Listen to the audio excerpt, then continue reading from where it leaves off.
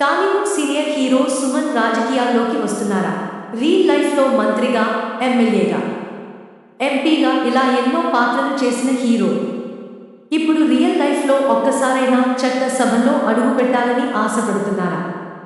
అన్నీ అనుకున్నట్లు జరిగితే పొలిటికల్ మూవీకి క్లాప్ కొట్టి వైసీపీ, వైఎస్ఆర్ కాంగ్రెస్ తీర్థం పుచ్చుకోవడానికి సిద్ధమయ్యారా? ఎంపీగా పోటీ చేయడానికి కూడా రంగం సిద్ధమైందా అంటే తాజా పరిణామాలను బట్టి చూస్తే అక్షరాలా ఇదే అక్షరాలు నిజమనిపిస్తోంది. సుమన్ అసలు రాజకీయాల్లోకి రావాలని ఎందుకు అనుకుంటున్నారు? ఎక్కడి నుంచి పోటీ చేస్తున్నారు? ప్రచారం వైసీపీలోనే ఎందుకు చేరాలని అనుకుంటున్నారా?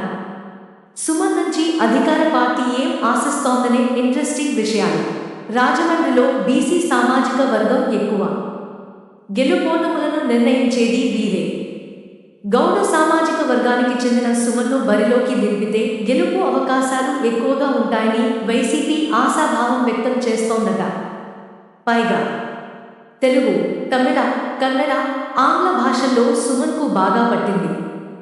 అంతేకాదు రాజమండ్రి వేదికగా 25 ఏళ్లుగా స్వర్ణాంధ్ర పేరుతో స్వచ్ఛంద సేవా సంస్థకు గౌరవ సలహాదారుడిగా కూడా పనిచేస్తున్నారు.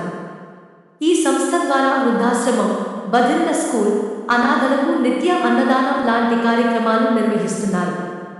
పైగా ఏపీ కరాటే సమాఖ్యకు అధ్యక్షుడు కూడా.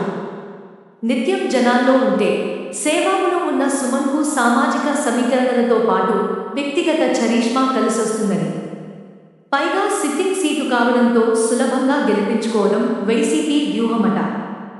ఇవన్నీ ఎంతవరకు వర్కౌట్ అవుతాయో, అసలు సుమన్ రాజకీయాల్లోకి వస్తారన్న విషయం వైసీపీ పెద్దలు సంప్రదించాలన్న వార్తల్లో ఎంతవరకు నిజానిజాలున్నాయో తెలియాలంటే రోజులు వేచి చూడక తప్పదు మరి.